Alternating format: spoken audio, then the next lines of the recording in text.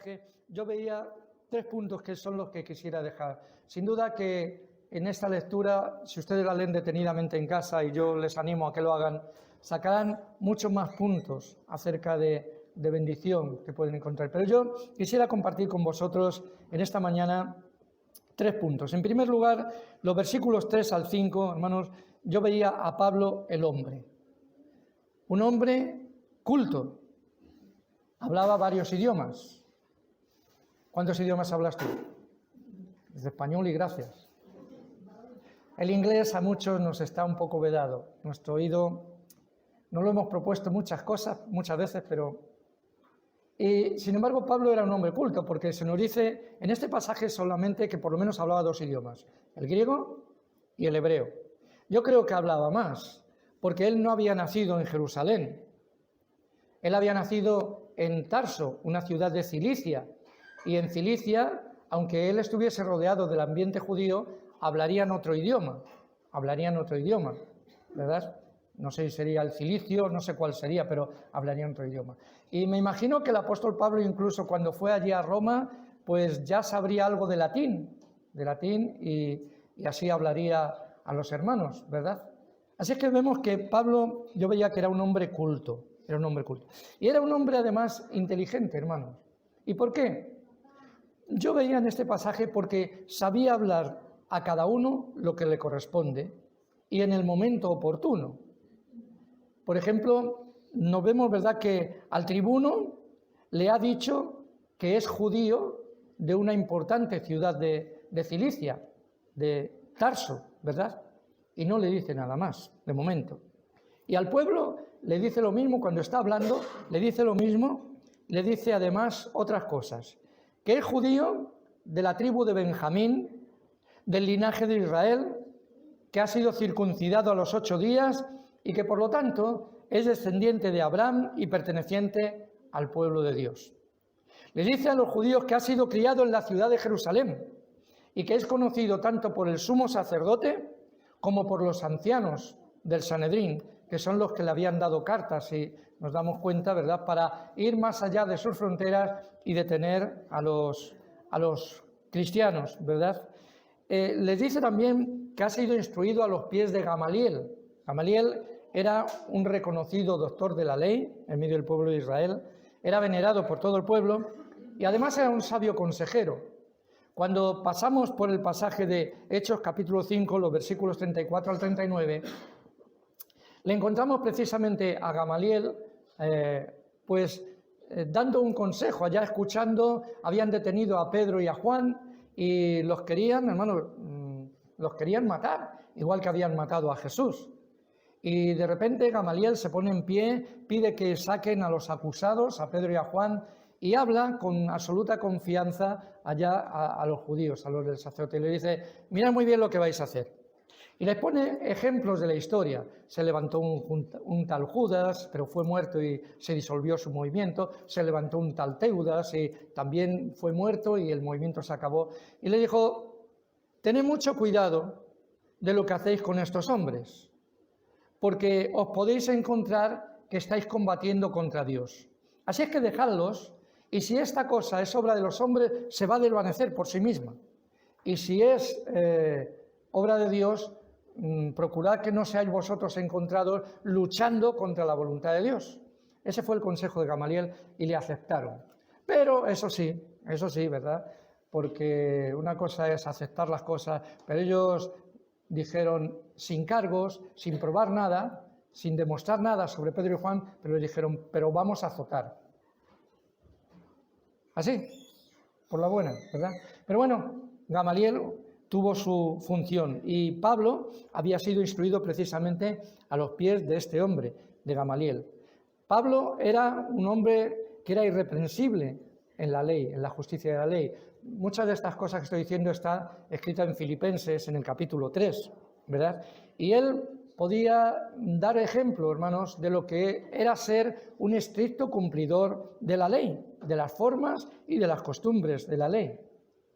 Y es curioso, ¿verdad?, que Pablo podía ponerse como ejemplo como ponerse como ejemplo allá al pueblo judío de que él era un cumplidor exacto de la ley. Lucas, el autor de Hechos de los Apóstoles, nos dice al comienzo del libro de Hechos, hablando acerca de Jesús, diciendo que las cosas que Jesús empezó a hacer y a enseñar. Y es muy interesante este orden. El orden es muy importante en la Biblia. Cuando se dice el que creyere y fuere bautizado, no es lo mismo que el que dice el que fuere bautizado y creyere. No es lo mismo. Muchos, ¿verdad?, católicos dicen, bueno, yo he sido bautizado de pequeño, pero no vale. ¿Creías? ¿En qué creías tú? Cuando tenías 1 mes, 2 meses o 3 meses, no sé, ¿qué creías? No, el orden correcto es el que creyere y fuere bautizado. Y aquí es importante el orden para tener una autoridad espiritual, porque Jesús dice que primeramente hacía él y después enseñaba. Por eso muchas veces confrontaron a Jesús con la autoridad que él tenía. ¿Con qué autoridad haces estas cosas?, le decían a Jesús.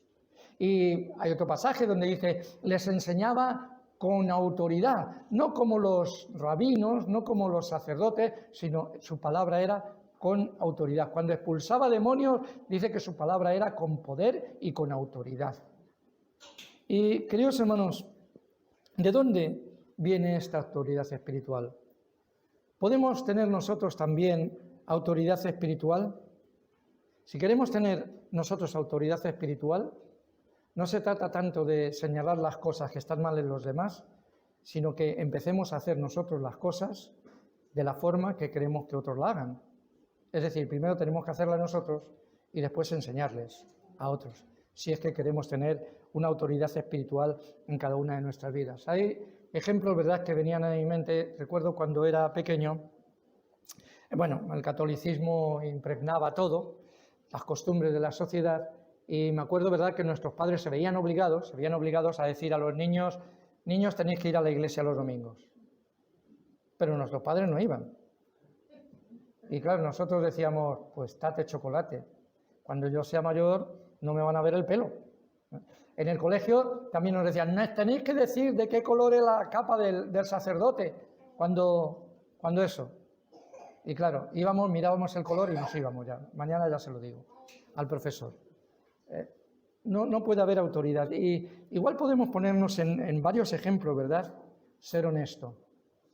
Si yo no soy honesto en los negocios, ¿cómo espero que otros lo sean conmigo? Si yo verdaderamente no soy trabajador, no trabajo, soy un vago, ¿cómo puedo esperar, cómo puedo tener autoridad para pedir a otros que trabajen y que rindan verdaderamente en los trabajos? Si verdaderamente nosotros no hablamos verdad, sino que practicamos la mentira, ¿cómo podemos tener autoridad para exigir después a otras personas que nos digan la verdad, que vivan la verdad conforme a la verdad? Así que, hermanos, la autoridad espiritual es importante y de aquí tenemos que aprender algo en cada una de nuestras vidas.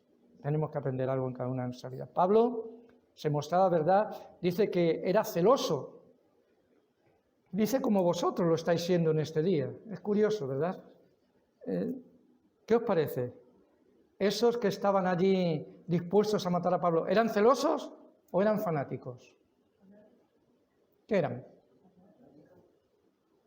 Fanáticos. ¿Cuándo dicen que eran celosos? Por la ley y por hacer bien las cosas. Uno. ¿Y fanáticos? Más fanáticos. Fanáticos. ¿Por qué? ¿Por qué fanáticos? Un fanático no atiende a las razones. No atiende a las razones que se puedan dar, que les puedan enseñar. Así que hay una diferencia entre un celoso, alguien que sea celoso por las cosas de Dios, y alguien que es un fanático. Y yo creo que más bien estas personas, aunque Pablo se identifica con ellos, y en esto vemos un punto interesante, ¿verdad?, de la forma de actuar del apóstol Pablo. Él, en algunas ocasiones, ¿verdad?, si ustedes recuerdan, también en Atenas, también se identificó con los atenienses. Le dijo, he paseado por vuestra ciudad y he visto vuestros altares y he visto que tenéis un altar al Dios no conocido. Y ahí aprovecha el apóstol Pablo para decir, a ese Dios que vosotros no conocéis, que le habéis levantado un altar, es al que yo os predico. Y empieza a hablar de Jesús y acaba en la resurrección. Hasta que le dijeron, bueno, ya te oiremos otro día. Pero, hermano, me pregunto, y os quiero transmitir esta pregunta, ¿a veces no sería interesante, cuando predicamos el Evangelio a otras personas, un punto de verdad de identificación, un punto de buscar puntos comunes y a partir de ahí predicar el Evangelio? Algunas veces no va a ser posible, pero a lo mejor algunas veces sí. Y el apóstol Pablo, lo mismo que lo había intentado en Atenas, lo está intentando aquí.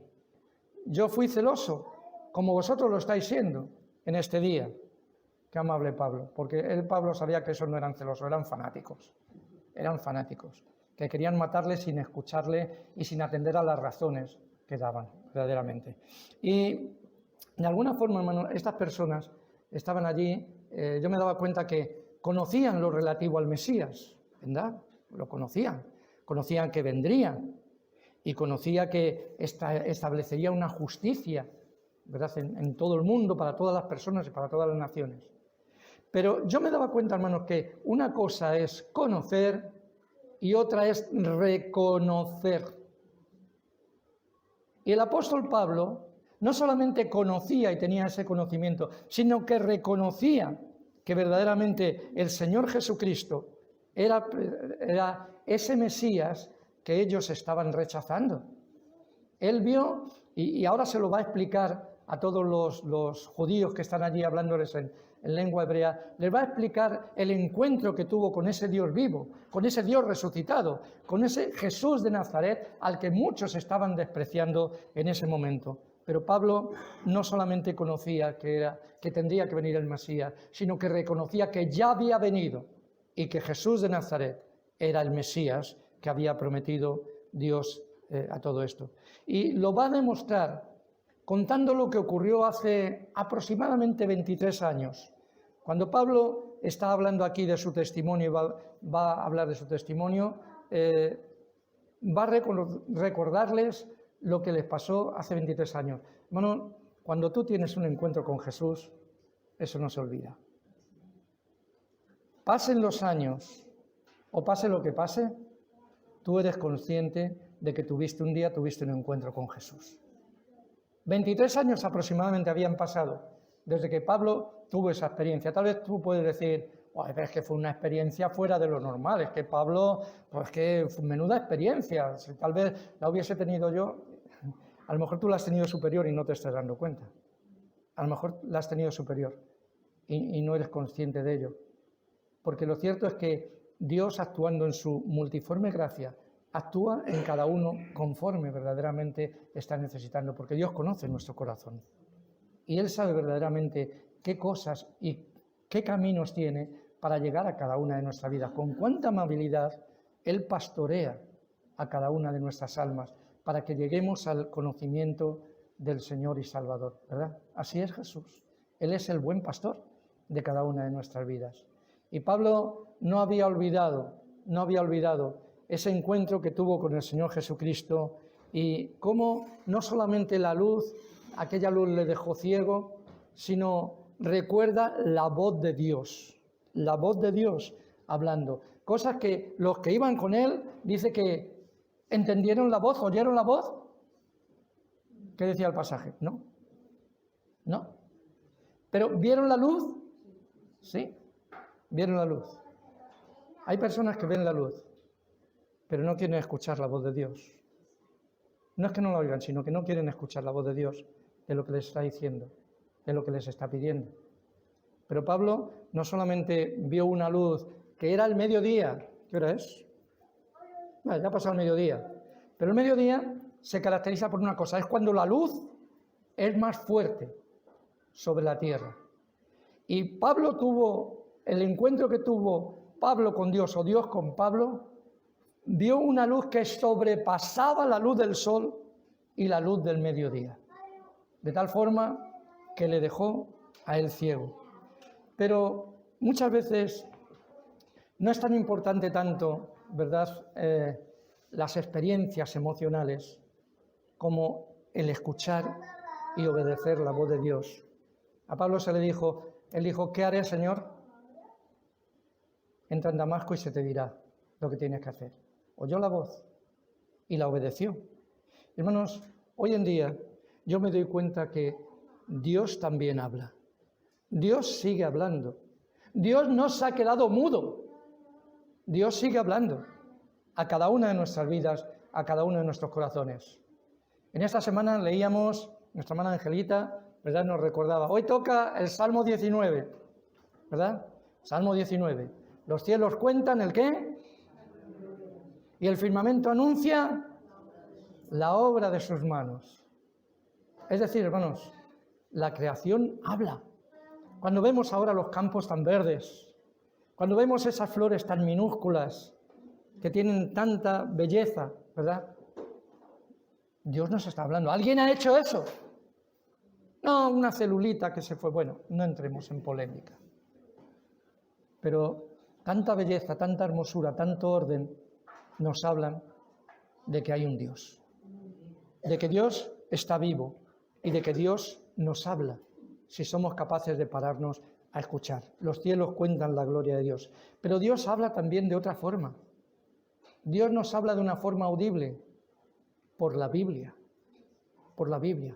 La Biblia es la palabra de Dios. Jesús dijo, Padre, las palabras que me diste, yo les he dado. Es decir, lo que nos habló Jesús, lo que encontramos en los evangelios, es la palabra de Dios para cada uno de nosotros, queridos hermanos. Luego, sí, Dios sigue hablando hoy en día.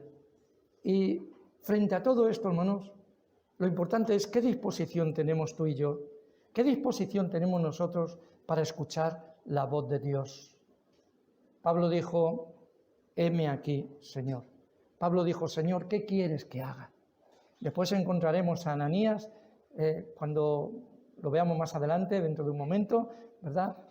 Vemos diciéndole a Dios, heme aquí, Señor. En ambos nos revelan una disposición del corazón de estar abierto a qué es lo que Dios quiere, qué es lo que Dios quiere hacer, conmigo o sin mí, o qué situación debo de afrontar conforme a su santa y bendita palabra. Hermanos, todo esto que hemos hablado es lo que era el apóstol Pablo como hombre. Es lo que era el apóstol Pablo como hombre. Hemos dicho que era un hombre inteligente, era un hombre judío, era un hombre criado en la ciudad de Jerusalén, era irreprensible, tenía autoridad espiritual, era celoso, conforme a la ley y a las costumbres de Dios. Y sin embargo, cuando Pablo echa la vista atrás, dice que todas estas cosas que definían a Pablo como hombre, dice que cuando escribe a los filipenses, les dice a ellos, ¿verdad?, que todas estas cosas las tenía, ¿en qué? ¿En poco?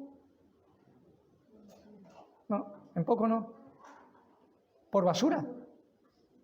Por basura. Todas estas cosas. Hay muchas veces que podemos decir, te dicen, oye, qué buen ingeniero eres, o qué buen operador, o qué buen conductor, o qué... En fin, muchas cosas, ¿no? Y tú dices, bueno, no tiene importancia, ¿no? Están reconociendo lo que tú eres.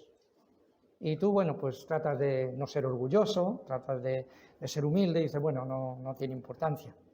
Pero el apóstol Pablo no era de estos.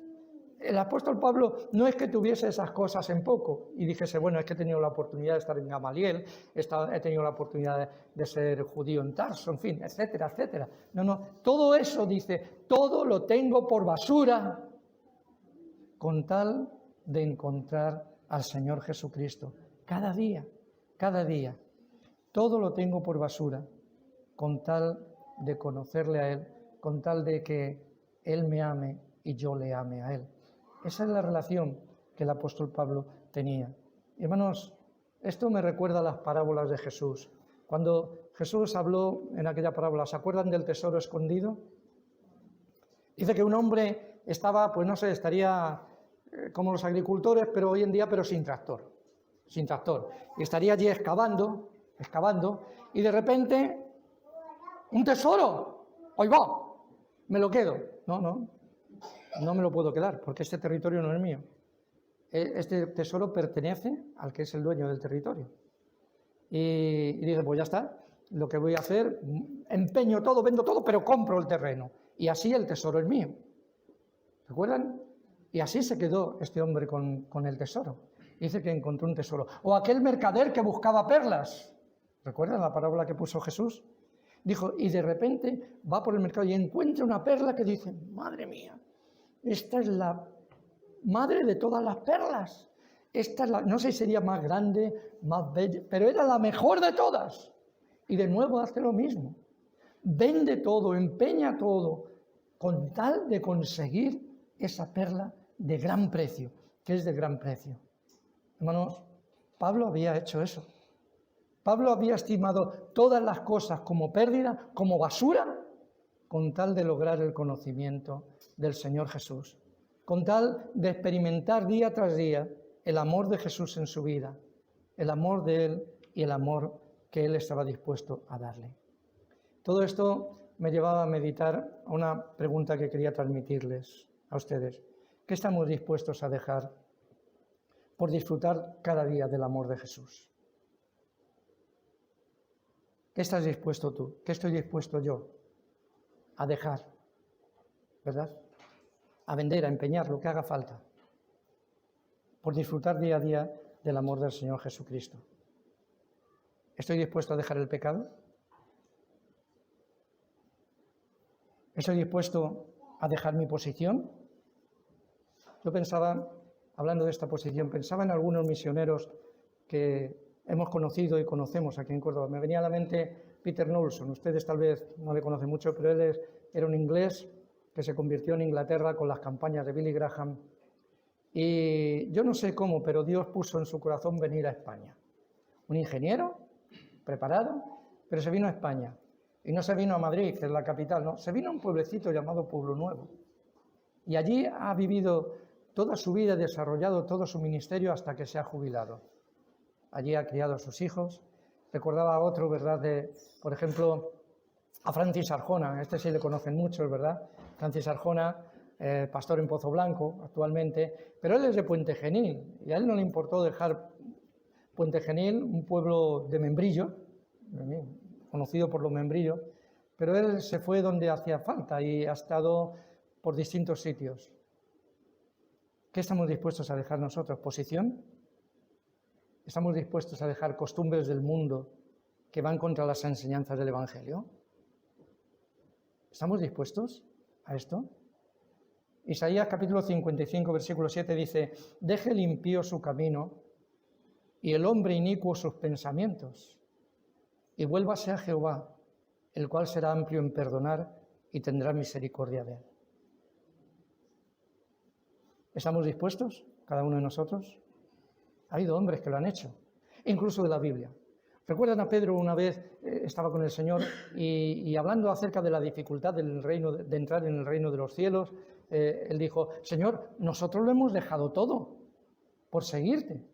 ¿Qué pues tendremos? ¿Qué tendremos? Y el Señor le responde a Pedro que cualquiera que haya dejado casa, padre, madre, hermanos, tierras, lo que sea, dice, tendrá 100 veces más en este mundo. Y en el siglo venidero, la vida eterna. Aleluya. Gloria al Señor. Cualquiera. ¿Qué has dejado tú? ¿Qué estás dispuesto a dejar? Creo que es un buen momento para hacer un stop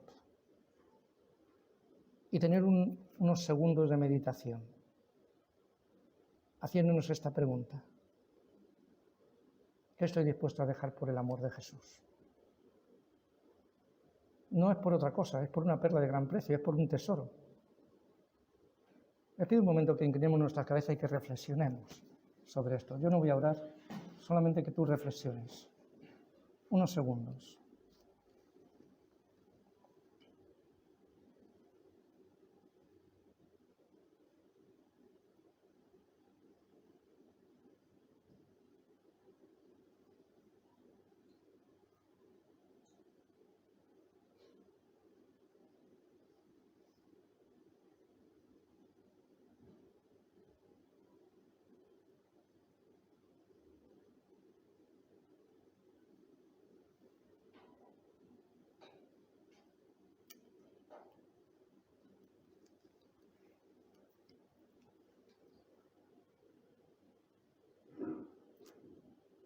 ¿Estás dispuesto a dejar tu pecado? Te pregunto en esta mañana.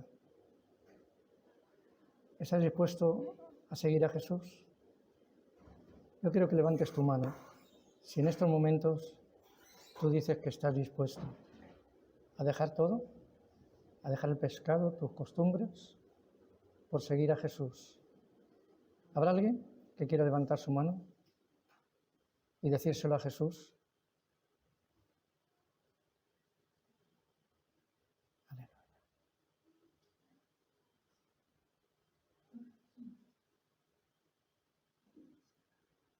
Amén. Y después de esto, queridos hermanos, el apóstol Pablo les va a referir a los judíos lo que es, después de haberle dicho, haberse presentado quién es, le va a referir cómo fue su encuentro con Jesús. Lo encontramos desde el versículo 6 hasta el versículo 21. Y el apóstol Pablo no les va a hablar a los judíos respondiendo a las especulaciones, a las elucubraciones que ellos pensaban, sin pruebas reales de que ellos tuviesen de que había introducido a Trófimo de Éfeso precisamente en el templo. No les va a responder a todo esto, sino les va a contar a la multitud el encuentro glorioso que tuvo con el Señor cuando iba a Damasco. Cuando, lleno de odio y de furor, iba dispuesto a encarcelar a los seguidores de Jesús, a los que entonces los llamaban, ¿sabéis cómo? Los del camino. Los del camino, sin duda, porque Jesús había dicho, yo soy el camino. Y aquellos cristianos del primer siglo verdaderamente se habían comprometido a seguir a Jesús en el camino de la verdad, en el camino del amor, en el camino del perdón. Y así es como Pablo les va a contar, ¿verdad?, que él iba dispuesto, pero iba lleno de odio, lleno de rencor, lleno de rabia por estos que verdaderamente se llamaban los del camino, o se hacían llamar los del camino. Y sin embargo, algo ocurre en el camino que le va a hacer entrar allá en Damasco, no con la gloria de los hombres, no siendo recibido allá en aplausos porque era el gran inquisidor, era el gran perseguidor de los cristianos, sino va a entrar allí precisamente ciego, ayudado por otros porque él no sabía por dónde iba. Y precisamente en vez de recibir la gloria de los hombres, era su alma, entraba en Damasco con su alma llena de la gloria de Dios que la había alumbrado y la había estremecido de tal forma que dijo, ¿qué quieres que yo haga, Señor? Él había visto verdaderamente la gloria de Dios en el rostro del Señor Jesucristo. Y lo mismo que el relámpago, ¿verdad?, ilumina las densas tinieblas de la noche, así él había visto a Cristo, a Dios, y su alma fue iluminada con el entendimiento correcto de las Escrituras. ¿Recuerdan lo que ocurrió a los del camino de Emaús cuando iban caminando con Jesús? Cuando después Jesús se desapareció, ya resucitado, y de repente dice, nos abría las Escrituras. Pablo, ¿verdad?, alumbrado por esa luz que había recibido del cielo, de repente las Escrituras del Antiguo Testamento se habían abierto para él y se daban cuenta de que todas las Escrituras apuntaban a una persona, a la persona de Jesús de Nazaret, quien había muerto y quien había resucitado allá precisamente para el perdón de nuestros pecados. La luz de Dios también tiene una doble vertiente. No solamente llenó de gloria al apóstol Pablo, también le hizo ver claramente el propósito equivocado que llevaba hasta ahora en su vida.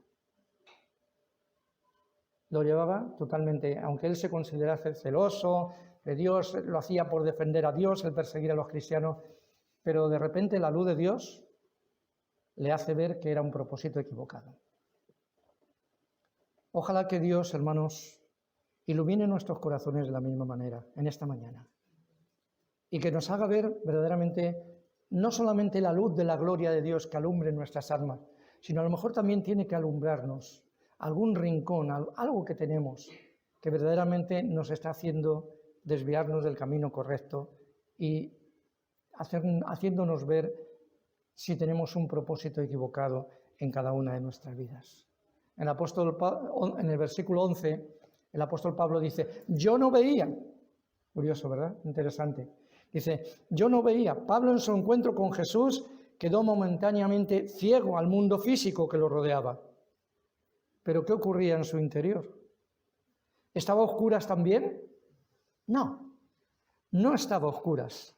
Verdaderamente, él había percibido cosas que antes le eran ocultas acerca de sí mismo, de sus intenciones secretas, y que ahora eran puestas ante la evidencia de la luz de Dios.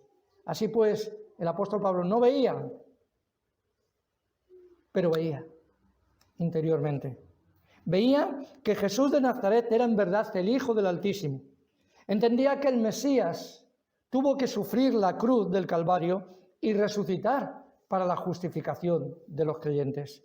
Veía clarísimamente que la remisión de los pecados, tal y como había dicho el apóstol Pedro, cuando allá dijo, ¿por qué ponéis sobre nosotros esta carga de ser salvos por medio de las obras, cuando esto no ha podido ser?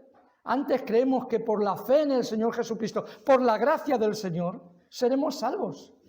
Y de repente ahora, el apóstol Pablo veía clarísimamente que la remisión de pecados y la herencia de una vida santa, así como que Cristo vivía en el interior de las personas, no son tanto el resultado de los esfuerzos humanos, sino eran el don de Dios gratuito, puestos en las manos abiertas de la fe.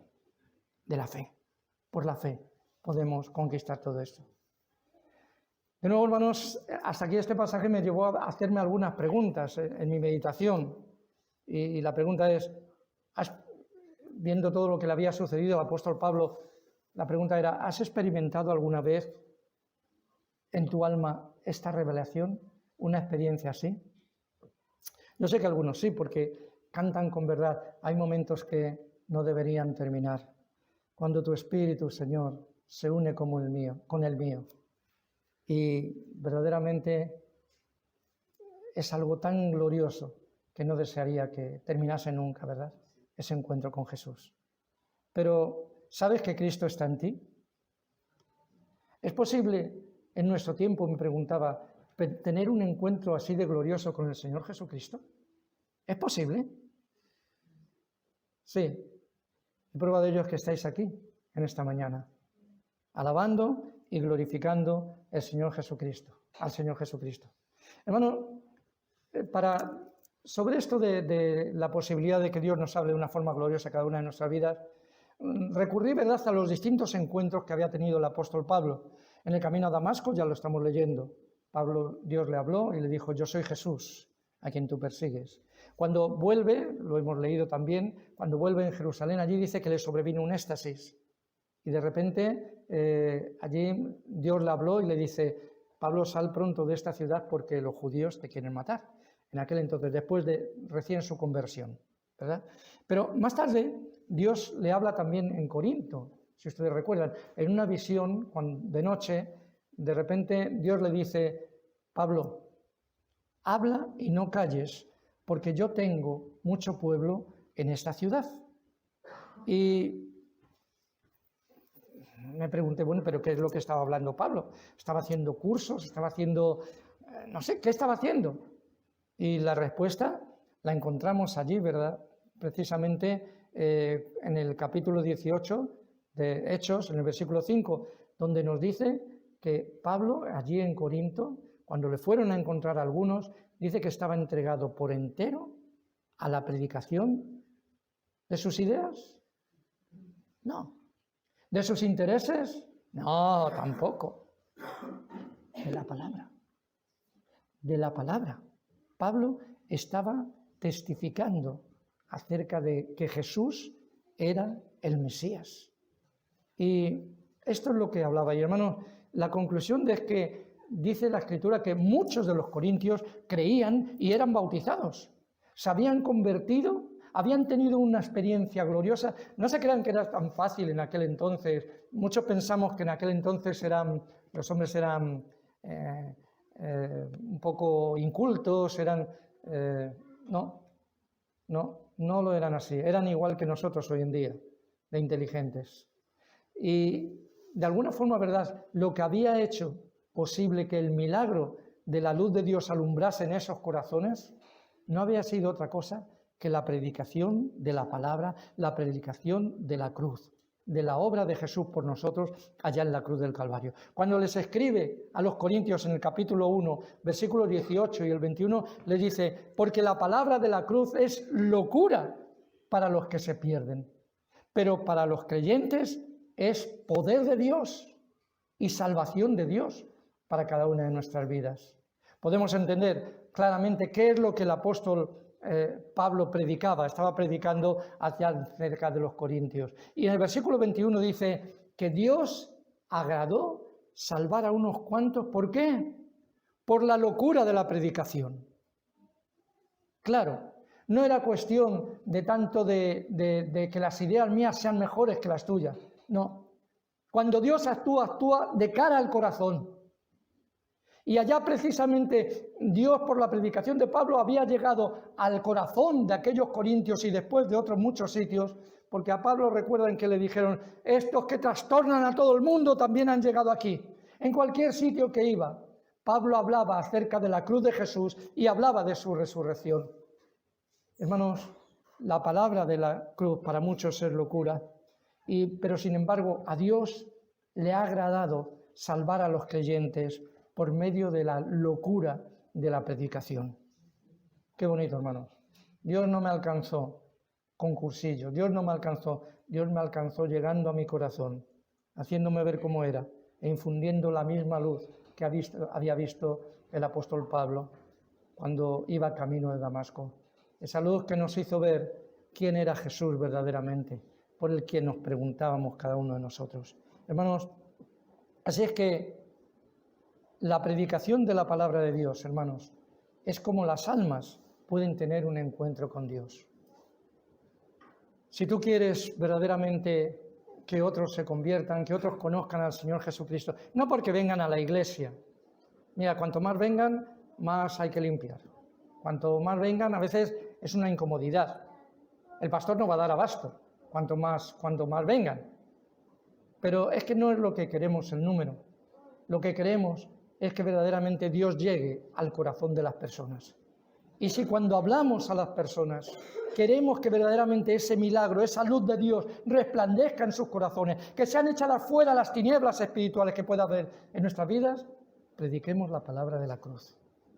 Prediquemos la obra de Jesús por nosotros, muriendo y resucitando por cada uno de nosotros. Así es que ¿es posible un encuentro glorioso con Jesús en estos días? Sí, aleluya, es posible. Claro que es posible, queridos hermanos, es posible. Por eso recomendamos, a veces regalamos y todo, lee la Biblia, escudriña las Escrituras, como dijo el Señor Jesucristo, porque es posible conocer a Dios a través de su palabra. Así es que, hermano, suplica, si tú no has tenido esto todavía, suplica a Dios que verdaderamente revele a Jesús en ti, dentro de tu corazón. No es cuestión que estés de acuerdo con las ideas de los evangélicos, no. Es cuestión de que Cristo sea revelado en tu alma y en tu corazón y que su luz de gloria verdaderamente te alumbre. Amén, hermanos. Aleluya. Y llegando al final, hermanos, nos encontramos en los versículos 12 al 16 con un hombre, Ananías, ¿verdad? Un hermano fiel y un hermano atento para oír la palabra de Dios, pero no solamente para oírla, sino para discernir que era Dios el que le hablaba. Miren, lo que le está diciendo Dios a Ananías es fuerte. Encontramos la conversión de Saulo en el capítulo 9 de Hechos, en este capítulo 22, lo encontraremos más adelante en el capítulo 26, una vez más. Si ustedes leen todo ello, leen todo lo que pone acerca de Ananías, se darán cuenta de lo que le dijo Dios. Dios entró a hablar con Ananías y le dijo: Ananías, ve a tal calle, ve a la casa de Judas, de un tal Judas, dice, porque allí hay un hombre llamado Pablo que está orando y que ha visto en visión que viene un hombre que se llama como tú, o sea que eres tú, y que le impone las manos y que ora. Y claro, Ananías habla con el Señor, y esto es comunión, hermanos, hablar con el Señor, y le dice: Señor, ¿De qué hombre me estás hablando? ¿De Pablo?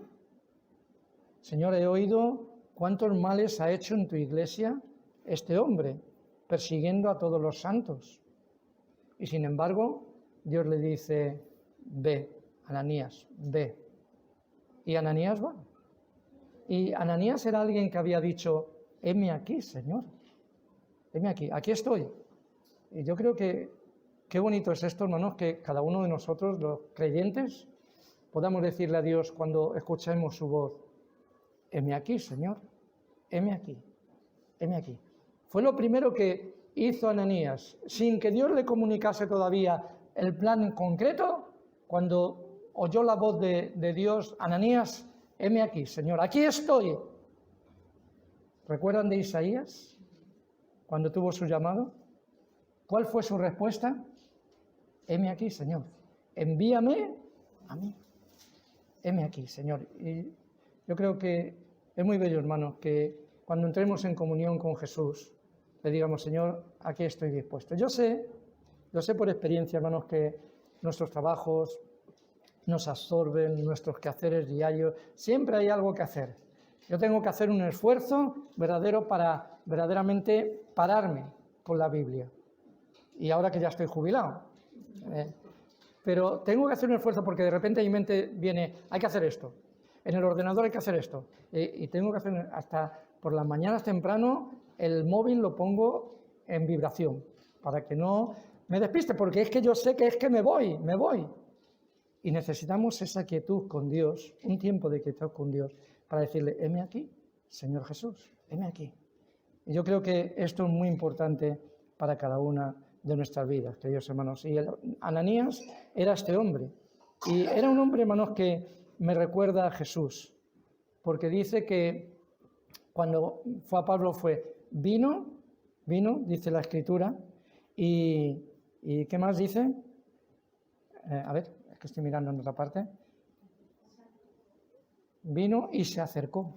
Esas dos palabras me llamaban la atención y me recordaba a Jesús, hermanos. Jesús vino, sí, dejó el trono de gloria, dejó el cielo, el lugar más maravilloso que hay, donde no hay injusticias, donde allí hay paz, pero lo dejó todo. ¿Por qué? Por venir a este mundo. Y el mundo dominado por los romanos, aunque ellos tenían la máxima de la Pax de Roma, la paz de Roma, pero al que no se conformaba la paz de Roma, leña de Roma. No era un mundo justo, no era un mundo de paz, no era un mundo, pero Jesús vino a este mundo, porque tanto romanos como judíos, como árabes, fuese quien fuese, necesitaban el amor de Dios, necesitábamos el perdón de Dios, necesitábamos la misericordia del Señor. Y Jesús fue obediente a la voz del Padre, y verdaderamente Él vino a este mundo, queridos hermanos, el Señor Jesucristo. Y no solamente vino, sino que se acercó. Jesús se acercó a nosotros. ¿Recuerdan cuál era la acusación contra Jesús? ¿Este es amigo de quién? De los pecadores, de los publicanos, los de Hacienda de aquel entonces. Sí, pero Jesús era amigo porque se acercó a cada uno de ellos y supo llegar a su corazón, como sabe llegar hoy en día a cada uno de nuestros corazones, queridos hermanos. Y verdaderamente este hombre Ananías, cuando llega delante de Pablo, obedeciendo a Dios, vino y se acerca a Pablo, y pueden leer todo en los distintos pasajes que he dicho antes, pero dice que le impone la mano, pero le dice unas palabras. Hermano Saulo. ¿Alguien le había dicho eso a Pablo cuando era fariseo? La religión de los fariseos no entendía nada de esto de hermano Saulo. Pero sin embargo, Pablo recibió esas palabras, porque en esas palabras captó no solamente el amor de Ananías, sino que esas palabras eran un símbolo del amor de Dios por su vida, del amor de Dios. Y hermanos, qué bueno que Ananías fue un instrumento del amor de Dios para llegar a la vida de Pablo. Y esto nos anima a que cada uno de nosotros seamos instrumentos del amor de Dios para que verdaderamente ese amor pueda llegar a los que están en tinieblas espirituales, puedan llegar a los que están cegados en sus delitos y en sus pecados. Que Dios nos ayude, queridos hermanos, a ser instrumentos del amor de Dios. Y, ¿saben, hermano? Ananías, por un momento, Ananías tuvo en su mano la llave del reino de los cielos. Los católicos eso dicen, no, Pedro, con tantas llaves, ¿dónde vas? Ni que fuese sereno. Pero hermano, Ananías, piénsenlo por un momento.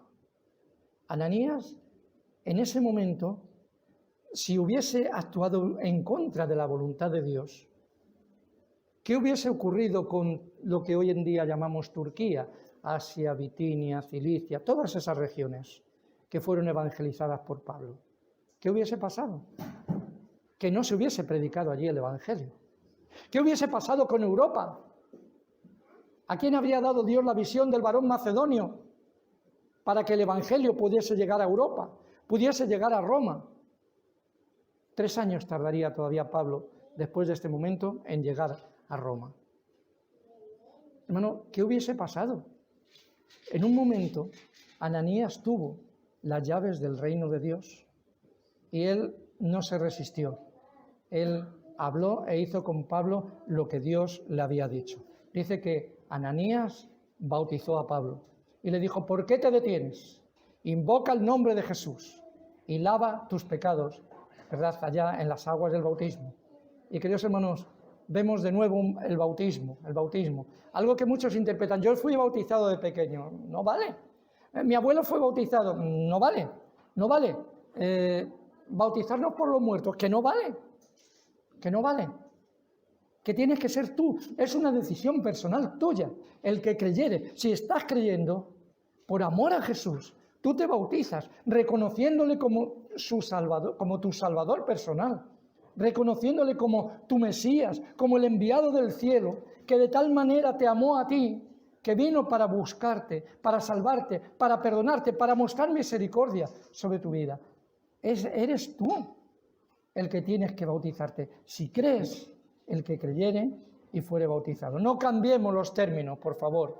No cambiemos los términos porque no valen. Algunas veces yo preguntaba a algunas personas en la celebración de la Santa Cena, ¿has sido bautizado? Sí, de pequeñito. No vale. Yo también fui bautizado de pequeñito, pero me tuve que bautizar cuando ya fui mayor. ¿Por qué? Porque creía. Porque entonces creía al Señor Jesucristo. Y Ananías cumplió con su misión. Bautizó al apóstol Pablo. Y hermanos, encontramos después en el versículo 25 que de nuevo Pablo, y con esto termino, hermanos, sabía hablar a tiempo y cuando correspondía. Porque en el versículo 25, allí de nuevo, hasta ahora, ¿qué le había dicho al tribuno?